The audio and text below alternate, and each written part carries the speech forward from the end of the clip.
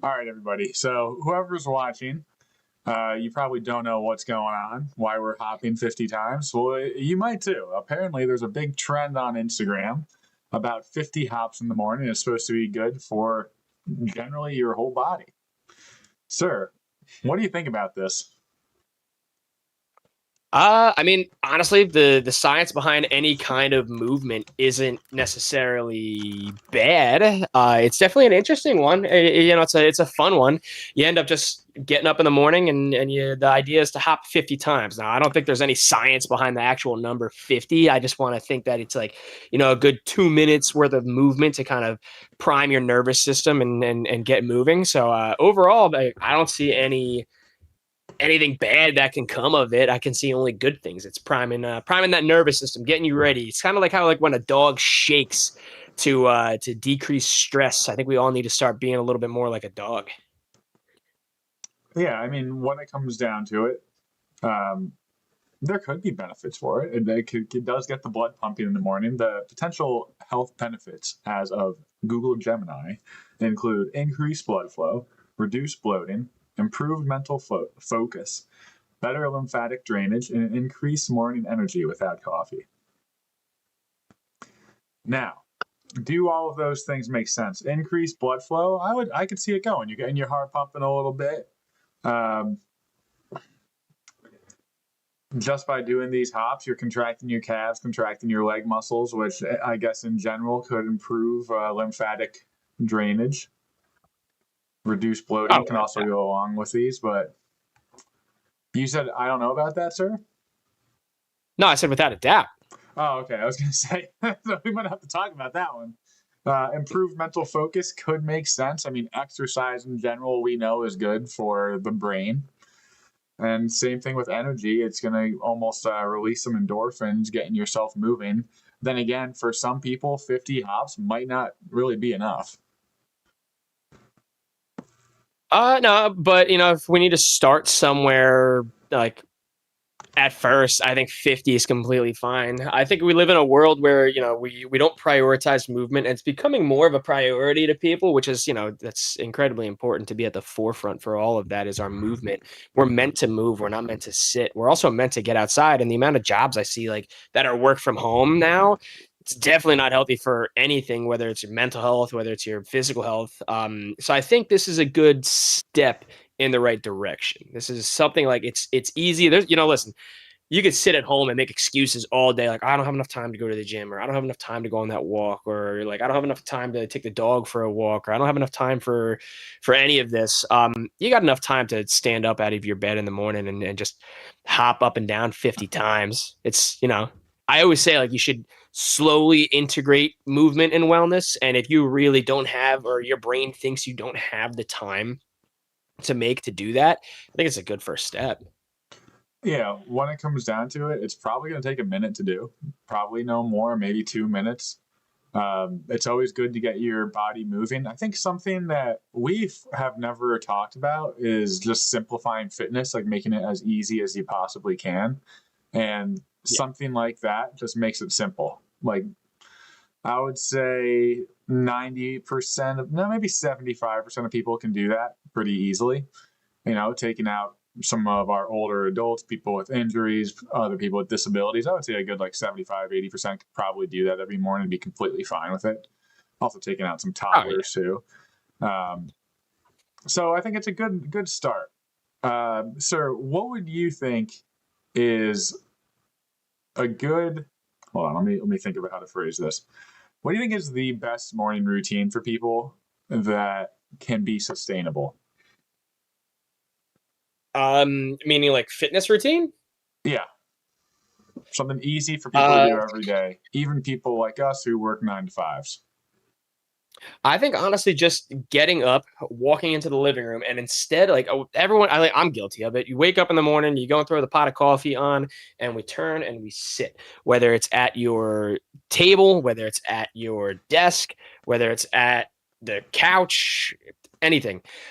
Instead of sitting, I think one of the best things that we can do is some kind of standing movement, whether it's going to be a stretch, it could be a march, or you can even just do some body weight squats. Now, again, that's completely up to your fitness level. So, if you're older and watching this and you're not the greatest at squats and you're afraid you're going to take a tumble, I would say don't do that one. Do some marches, put some music on, anything that can help sort of like prime the brain to get going for the day, because it's really easy to get stuck in those ruts and those routines. And we kind of, our brains like to feed the misery, and misery loves company, so it likes to keep us there. So I think anything that can get you outside of that is definitely good. So instead of sitting down, stay standing, do something.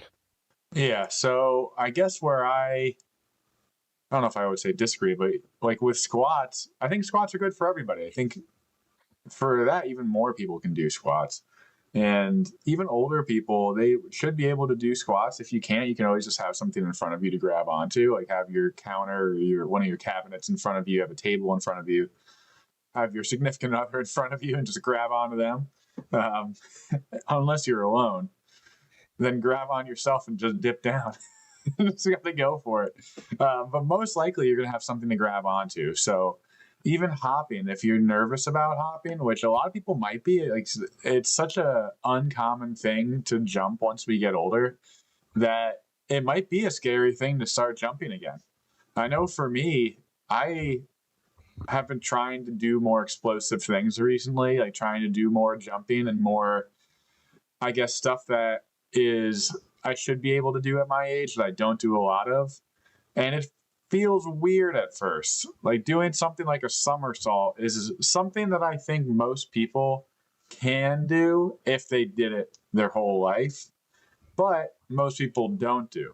So because most people don't do it, they can't. Like, how often are most people going to go around and try to do a somersault or even just hopping?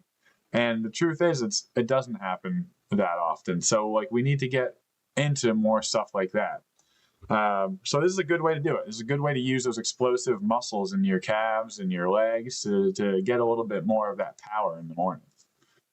Oh yeah, I think in today's world, this is actually something, something good that's coming out of social media is the fitness trends, and seeing that people are trying to find more creative ways to move on all different levels. You're seeing the advanced levels where people are trying to do like more like how you're talking about explosive techniques and like things that that are up to your athletic levels. And there's things like this where it's there's simple basic movements. We live in such a world that's so high anxiety driven, that we kind of get stuck in the rut, in the rat race, where we're like, all right, I gotta wake up, I gotta make coffee, I gotta make breakfast, I gotta pack my bag, I gotta get to work early, I have to get to work early because I need to do X, Y, and Z. um so I think that just taking a moment to pause for a second, and this routine doesn't even mean like you need to wake up any earlier. This is just a matter of like you got to just do this for a minute or two, and it can change your mentality for the entire day. Yeah, I think that's the thing that's nice. Like it really is just so easy. And another thing that I think a lot of people don't realize is you don't necessarily have to do all of your exercise in 30 minutes or an hour. Like you can actually spread exercise throughout the day, and it actually does add up, and that's good. That's why like a lot of smartwatches will have an active minutes goal, because you're just supposed to be up and moving for 60 minutes. It doesn't necessarily matter what you're doing as long as you're up and moving. Um, to be completely honest with you, I think that it probably isn't enough if you just are up for 60 minutes a day, including your normal daily walking around, job, going to the bathroom, and stuff like that. But it's a good place to start. That's for sure. Um, but there's something like this is a good, like, let's say you did 5 rounds of 5-minute exercises a day. It's actually a good way to get stronger, to work on these things. And a lot of the times, too, we get into times that are very stressful. Like, for example, my wife now is in busy season. She's an accountant, and it feels like there's no time to do things. But something that she's always or has been getting better with is having little points of the day where maybe she'll go for a walk, or maybe she'll do like a 20-minute exercise class in our basement. There are times to do these things if you work to do these things. So Mhm. it's just about breaking up, finding out when those times are. Yeah, no, exactly. And I'm really liking the new trend and shift to just being more forgiving when it comes to your exercise routine. Like, we used to see the old way of like the no pain, no gain, and like the fitness trends that were more so like a punishment. Like if you didn't complete certain things, it could be like a punishment. And listen, don't get me wrong, like some of them they're still useful. They're great for if you are someone who's active, but you feel like you might be a little like disorganized and you need some help getting more organization and goal setting. Like I did 75 hard, still technically doing it, and I'm a proud failure at it. I stayed consistent with it for a while, but it's definitely something more difficult. So seeing these kinds of trends where it's like, all right, all you got to do is just get up, hop 50 times to start your day. If that's what gets you moving and gets the blood pumping and sets the foundation for you to be more active in the future, then so be it. Hop 50 times every morning. Dr. Aaron and I are actually going to attempt it this week. We didn't hear about this until maybe a day ago or so.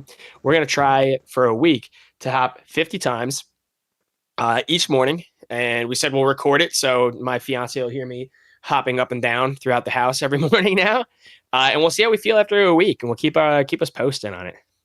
Yeah, I think it's a good idea. And honestly, if you're watching and you're interested, you should try it along with us. See if you think it's a good idea or if it feels good for you. Um, and you might surprise yourself, honestly. You might find out that it's a lot better than you think. Hopefully, that's what happens to us. But we'll see. And Yeah. you know what? If it doesn't, then we'll keep on seeing. Well, maybe we'll try some other stuff. If there's any other fitness trends anybody's interested in, let us know in the comments, and we will definitely look into it. Speaking of, sir, were there any other ones that you saw looking around? I feel like you might have mentioned some earlier today before the stream. Yeah, no, I mean, I just started to kind of hop on like Instagram and take a look at like some TikTok trends. My brain is farting on a Saturday. TikTok. Um, TikTok. That's actually, I meant to talk to you about that. That's TikTok is kind of blowing up. We're on Instagram and we're doing decent on there, but we might have to travel to the TikTok realm eventually and become TikTokers, do some dancing trends. I know. It's one of those things that I feel like a lot of the trends on TikTok are not really what we're going for. You know what I mean? Like they're No, not they don't. really educational. They're more just stupid. We're Sorry, gonna make our TikTok. own trends though. We should make our own trends. Yeah, but are we smart enough for that? I just think we have to go on there and act stupid like everybody else is doing. It seems like that's the trend. Um, Yeah, I mean, we have so much content, honestly, we really should just post every day on TikTok and just see what happens and hope that something blows up. Because, like, we have all this extra content. Why not use it on TikTok? we should. We should. One of the other ones that I was reading though is the morning hum, which kind of goes, hand in hand with like the yoga. You're doing a vagal tone to really just start to activate the vagus nerve, which is like that's a intense, incredible, giant nerve that is supposed to help stimulate like parasympathetic response, the rest and digest, the relaxation. Which honestly, combine the two of them. Do your 50 jumps, get yourself going, just the blood's pumping for the day. Hit yourself with a good old vagal hum after, just to kind of center the brain, and you might be ready for the day.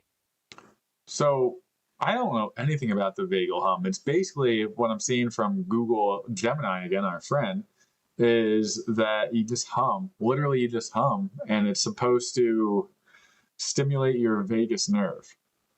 Yeah, well, it's kind of like, I mean, it's kind of like the Om. You remember like the Om in Mm. Om, that one? Mm. um, that's technically a vagal hum. Now I also see the opposite trend, which is what's I think it's called The Bride. Is that the new Christian Bale movie that's coming out, The Bride? I don't know, but sir, while you're looking it up, I'll hum for our crowd. Don't, because I have the answer already. Mm. No. So his new movie coming out is called The Bride, and in order to just to show like how like people can kind of get themselves ready for things, instead of doing the hum, he's doing the opposite. He's doing it for two reasons. One, he's trying to get himself ready and get himself into his character, like a primal scream. He also needed a raspy voice, and he said it kind of just started out as like a way that he can make his voice raspy by just like screaming for a couple of minutes on set, like a primal like yell. And if you want to do that for viewers, I'm sure they'll love that. But Ah. opposite of primal. But he started doing that, and then next thing you know is like the whole cast started doing it with him. The crew started doing it, so everybody just started screaming on set. I can only imagine like wherever they're filming, like imagine like the neighborhood over, you just hear like a bunch of people screaming like. Wait, so yeah, it's literally scream as loud as you can. Just scream as like a deep guttural primal scream, not like a scary movie scream, like almost like exactly like that, but more like a roar. Like Oh, okay. I'll post the video of it too. I hear my dog potentially doing something he might not supposed to be doing. And while Oh no, Dr. he's sleeping. while Dr. Tom is looking at his dog, I will be making these guttural screams. So give that a try too. So actually, you know what? What if we new trend? What if we combine all of them? We do the 50 hops that everybody's doing on TikTok and Instagram. While you're doing that, you just scream, and then afterwards you hit everybody with an ohm. So it's kind of just like a surprise your nervous system, like you don't know what's going to happen next. Yeah, I think that all three of these are sort of fun. I can see why the scream could get you up in the morning. I also feel like that would freak my wife out every morning too. Like I might have to go into the basement and scream. She'll probably still get freaked out because she'll probably be, you know, like asleep in bed or, you know, like getting up ready for the day, like doing makeup or something in the bathroom, and then just hear you screaming, and she'll probably run out and run downstairs to the first floor and be like, where is he? And then hear it again and hear it from the basement, and she'll probably not want to go down there, and she'll probably just call the cops. I'd call the cops. I probably would too. Sir, I think we have to pause for a second. And we have to do our hum. We have to do a nice 10-second hum. Are you ready? I don't want to. Let's do it like a 2-second hum. I think that'll be better. Hit right with a It's good to just relax and feel good, you know. Wow, I feel so stimulated after that hum. I feel like you really shouldn't be. You should be in a rest and digest. If you screamed, it would be more stimulating. Quite the opposite. And that goes to show exactly how our nervous systems nowadays are wired a little bit backwards.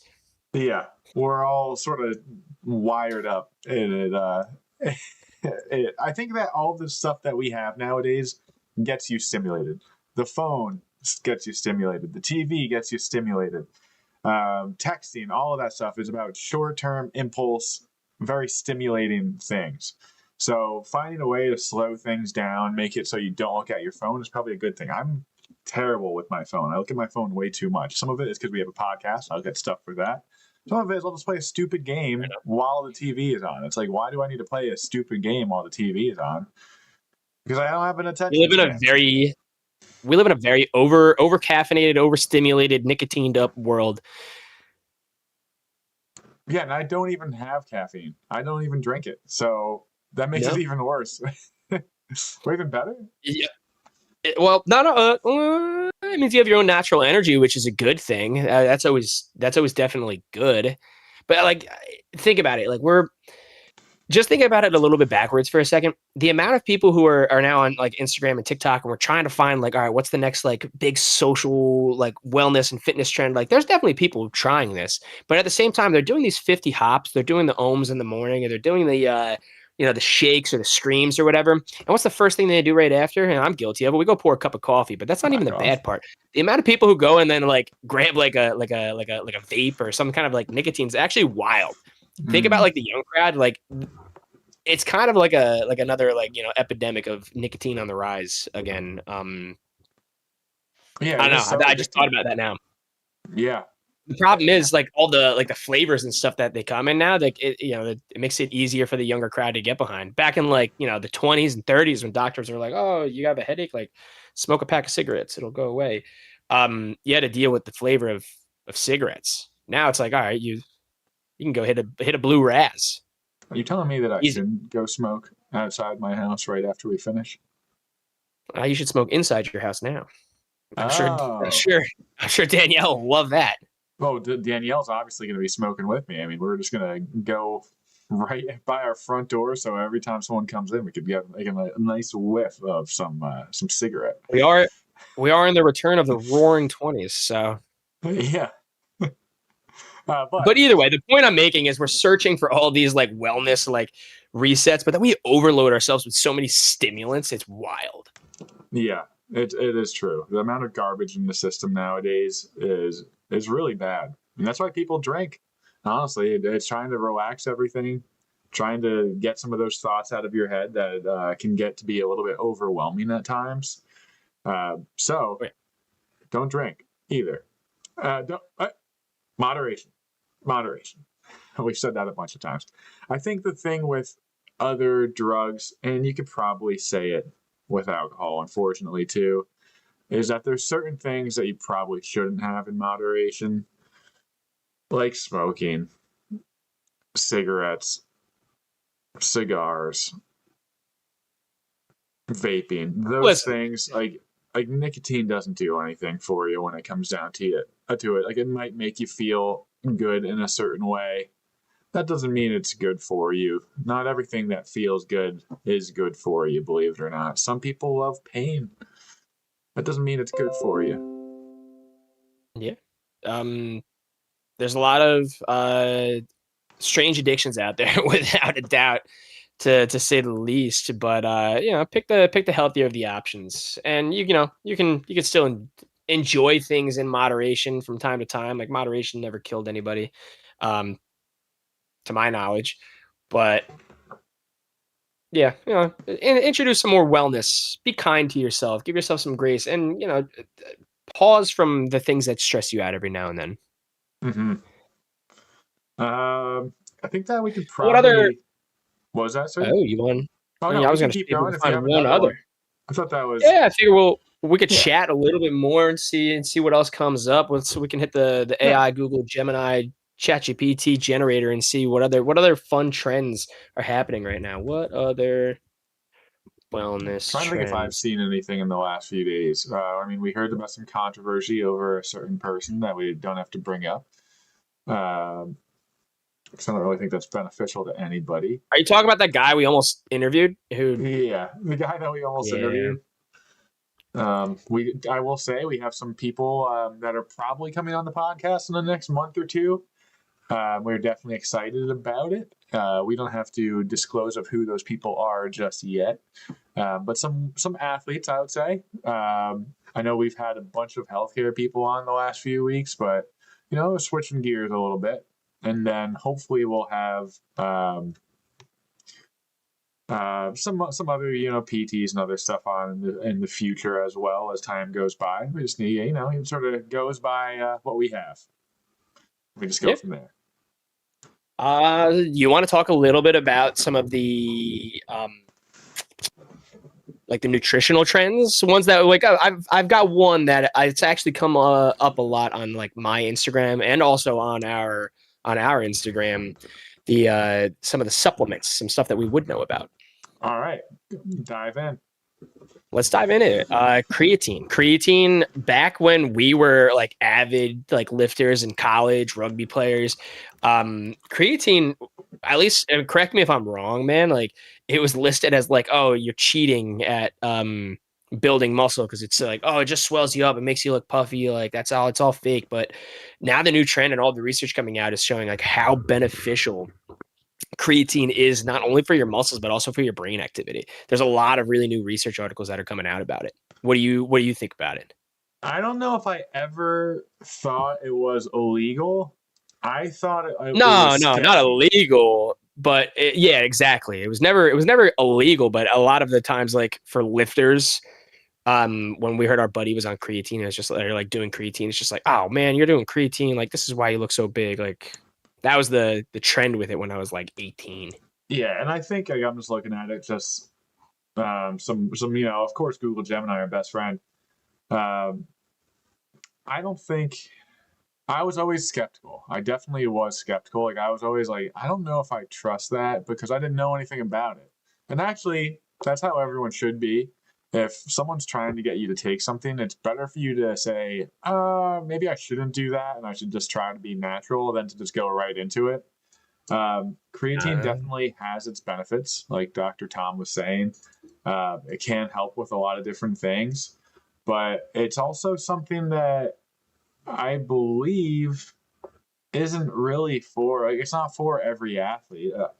Sir, would it help, you think, with like a distance athlete or anything like that? to a degree, I'd have to do a little bit more research on it myself, specifically for those style athletes. Main reason being, I know that it's supposed to help with like muscle recovery and energy during workouts. I don't necessarily know the research behind is it helping like the fast or slow twitch or like to what degree, but full on opinion gonna go into it. Full on opinion on it is more so. I think it would be beneficial. I don't see it causing harm. Creatine's present in most of your pre-workouts. I don't want to say every pre-workout, but most of like your avid gym going pre-workouts. You can name any of them. I've probably taken all of them, but most of your like pre-workouts have some level of creatine in them. So I know for sure it's going to help with like the muscle activity while lifting. So I can imagine that translates to like your runners. Um, when it comes down to it, though, just always make sure when you're taking the supplements, like there's some really good creatine supplements out there, and there's some really crappy ones too. You got to really look at the ingredients and see what's in it. I've got a brand that I like. Man, maybe I'll throw that up on the screen too during the edited video. But Yeah, I don't think that that's something that we would necessarily recommend. You know what I mean? Like, I'm not saying I'm not like, well, no. What I'm saying is, don't take this as medical advice. Uh, this is just our pure opinion on the matter of creatine. So I would yeah, always, like Dr. Tom was saying, be careful with everything that you take. Even what we say sometimes, you can't just always believe everything you hear on the internet. Uh, no, we actually build this podcast on lies, complete lies. Every medical research article that we pull up, we actually just spin it in the opposite direction. I'm yeah, just kidding. This is satire, yeah. Dr. but Tom's degree is actually fake. 100%. Yeah, that's 100%. And So it's if the mine. board of examiners is watching this, it's real. It's real. It is. Both of our degrees are real. You can find them on the Real internet. fake. My boss calls me. It's a good thing my boss doesn't watch the podcast. I have a new boss, and hopefully he knows that I have a sense of humor. Well, they're He gonna have definitely. to find out somehow. No, it is known. It is known. Yeah. That completely just destroyed our train of thought on creatine. But I think, yeah, like we said, there's definitely some benefits to it. It's definitely something you want to be very careful with your dosing too. I don't know enough to tell you proper dosing, and it's going to be different based off of your size and who you are. But you don't want to overdo it. Like any, I guess, I don't want to say drug, but it's sort of a drug. No, it's not a drug. It's a, what would we call it, sir? It's not a vitamin either. Supplement, yeah, That's any it. supplement that Yeah, you it's a take. supplement. You just don't want to overdo it. Yeah, like, it's not going to really help things if you have a little bit too much. No, exactly, without a doubt. You want to there's dosage recommendations. They typically say for the average sized, like I'll say male, just because I know myself and my weight and my category. I'm 5'8". I'm about 180 pounds depending on the day, and I know that 5 milligrams is like an okay, like that's the average dose. I can take 10 and be fine. Again, there's dosages for everything, so just always look into that. And if it's new for you, definitely talk to your doctor. Um, and see what they say about it. It's going to be different for age groups. It also plays an effect on like different organs in the body. So if you're on medications, definitely talk to someone about it before just going and snagging it off the shelf. Listen, 99 times out of 100, it's going to be fine. But that one time, you don't want to be the outlier. Mm-hmm. Mm-hmm. I lost my train of thought, sir. I saw a thing on Instagram about Jeff Nippard posting his new research article on Science Direct. It is Ooh, that's called, fun. yeah, a little side thing. Goodbye, creatine. Load-induced human skeletal muscle hypertrophy, mechanisms, myths, and misconceptions. Interesting. That seems, yeah. So this is a system review. Or no, it's just a review. It's a literature review. Okay, so this is more about the research that he's read on it and his interpretation, which is always, that's always valuable. And when it comes down to it, you also want to do your own research. But I will say that Jeff Nippard, as much as I want him to be a friend of the podcast, I definitely respect his views on it. I don't think we've watched a single Jeff Nippard video and been like, oh, this might not be what we want it to be. I feel pretty confident in saying that he's overall really good at his research. Yeah, I do think that something people should know about a literature review is that it is the lowest level of evidence, meaning, Dr. Tom, if you can put a pyramid of evidence thing on the screen, that'd be great. And the best possible evidence that you can have for like a research study is called a systematic review. Systematic review is basically taking a bunch of randomized control trials, which are the second highest level, I believe. It's the second highest level of evidence, and the systematic review takes a bunch of those and puts them all into one thing. It tells you all the information from that. So the literature review is the lowest possible level of evidence. I believe that's right, sir. Is that true? The review one, there might be one below it. I'm currently looking that up now. Evidence. Let's see here. Pyramid. Background information is technically the lowest. Case series and reports. Editorials and expert opinions, which I would say that probably falls on there. Editorials and expert opinions. Yeah, because it's technically an expert opinion. Like he would be the expert, and he's just. I mean, you just sent me that article too. He's more like he's giving his opinion on it. No. Yeah, I guess I would say that's right. Yeah, it's more expert opinion. I mean, they have. Like, you might be able to say a case series, possibly a case or like a cohort study, because I know he has his gym that. Oh no, this is. Am I wrong? I believe it's more of a no. I think it's they did a review. It's not a randomized control trial. It's I don't think it's a systematic review. No, it's not a systematic review, but that's what I mean though. It's a literature review. Literature reviews are unfiltered information. No. True. Unless I'm just trying to see. In this review, we critically evaluated several persistent misconceptions. Yeah, it's definitely not a systematic review. But either way, it's like they critically appraised individual article. I don't know. It could be. I don't think that. All right, we need to open up this article. Let's get into this. Yeah, we can open that up and take a peek too. All right, load-induced human skeletal muscle hypertrophy. All right, let's see here. Science Direct. Are we going to have to pay? They just want to know if I'm a robot. Let's see. Jeff Nippard, if I have to pay you, I'm never going to do this again. I am human. Okay. Abstract. We skipped the abstract. Tells them that this abstract, everybody, just tells you exactly what you want to hear. So we don't care about that.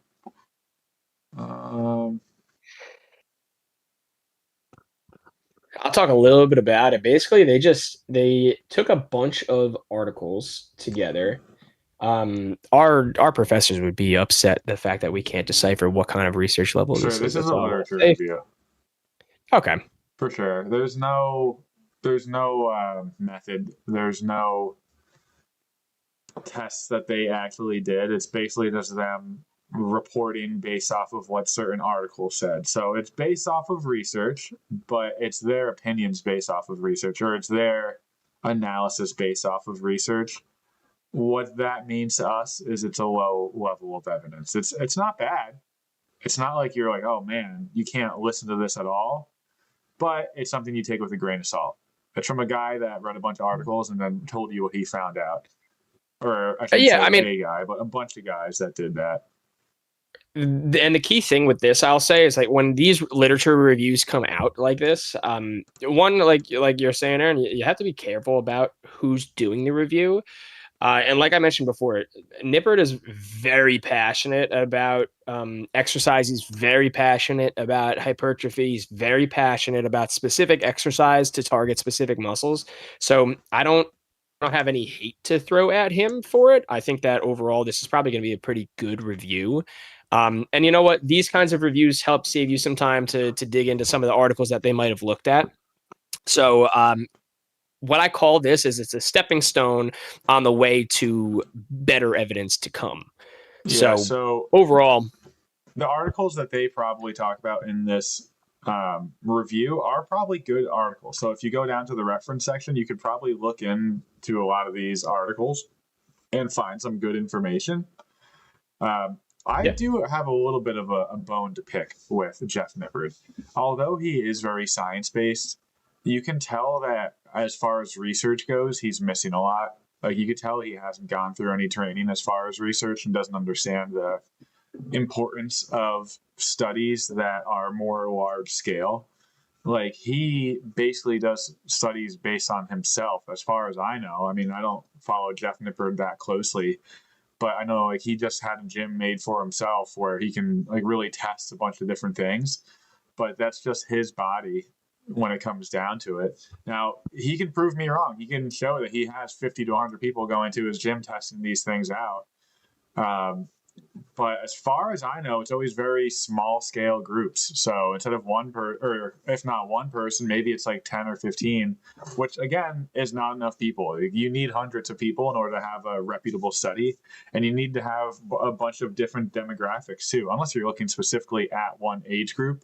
You need to have a bunch of different things in order to find an actual, I guess, reliable answer or a reliable result to the study. If not, it's just people are putting a bunch of things together that like you don't really get the full picture. yeah, without a doubt. And you have to be careful of when it comes to the like to add to it. You have to be careful of like everybody's opinion. Everyone's entitled to an opinion on everything too, of course. But take the opinions with a grain of salt. There's a lot of myths that people go on and attempt to debunk or prove that later get proved another way. So it's research is kind of funny like that. It's you see it one way and then 5 years later you look at it another way. Just Yeah, like how we were talking about creatine a second ago, there were so many misconceptions with creatine, and now that's like, oh man, this is literal. This could be gold for us. It's the same thing with the anabolic window back in the day. Everyone was like, after you work out, you've got just like I forget how long was the anabolic window. Did they say? I mean, it's semi true, but after a workout, you have how I think long? they Like said like 45. 30 minutes to an hour. Yeah, it's like It 30 was minutes to like an hour. I not a was gonna say lot. 45 minutes. Yeah.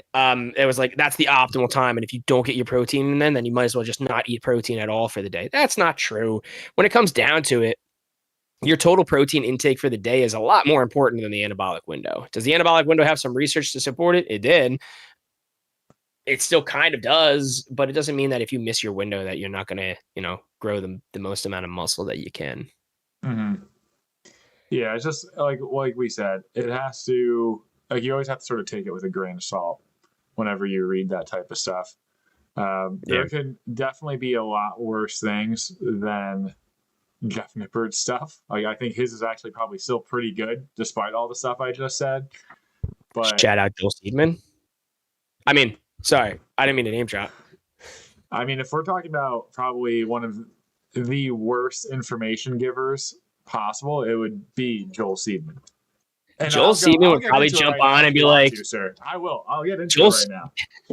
Joel Seedman would pop on and just probably say like, yeah, you know what? You need to hit the anabolic window, take your protein, but make sure you're drinking it at exactly a 90-degree angle. So this way it optimizes how the protein flows through your system. That's a that could be a not Jeff Nippard, sorry, Joel Seedman quote right there. If I said Jeff, I meant Joel. Make sure you drink your protein at 90 degrees. Make sure you sit down at 90 degrees. Make sure you read the research article at 90 degrees. The thing that bothers me about him, is that I read one of the articles that he posted one time, and it actually didn't say what he was saying. Like, he was saying that I think it was the squat one. Is that the one you were talking about just now? I was making a joke about the squat one, yes. Oh, but I'm pretty sure that he posted an article about 90-degree squats, and I read the article because I was like, I don't know if like this, it doesn't sound right to me what he's saying, like to not go below 90 degrees. And it actually didn't say what he was saying. It was a complete lie. And it bothered me so much. And I was like, how could you even convince yourself to post these things? Like, they're just blatant lies. And I think the truth is he is just that bad at reading research, or he just doesn't care. It's one of those two. No, I don't think it's that at all. To be honest with you, Joel Seedman, he came out with like an article a long time ago about like the 90-degree rule. I think it was another one about the squat. This is the one that this is like the one that took off for him. So when that one took off, I think he just saw the trend that he could, like that was his product, he realized, and he just jumped on the wave and sold it. So now all he's trying to do is just continue to ride that 90-degree wave, despite so much research that's coming out against it to disprove it. And despite so many other fitness influencers who are trying to just, kind of crap all over him. He's just like, no, we're going to ride this one through. Props to him for staying consistent. He's just honestly, he's a businessman trying to make money. Is what it comes down to. But yeah, that's what I'm saying. So he doesn't care. He doesn't care about the people that that actually watch his content. All he cares about is himself. Like, he just wants money. And when it comes down to it, as a physical therapist, as a doctor, as a nurse, there's the Hippocratic Oath to do no harm to a person. I don't know if chiropractors have to also do the Hippocratic Oath. That's a good question, but I think so. Let's see. Google.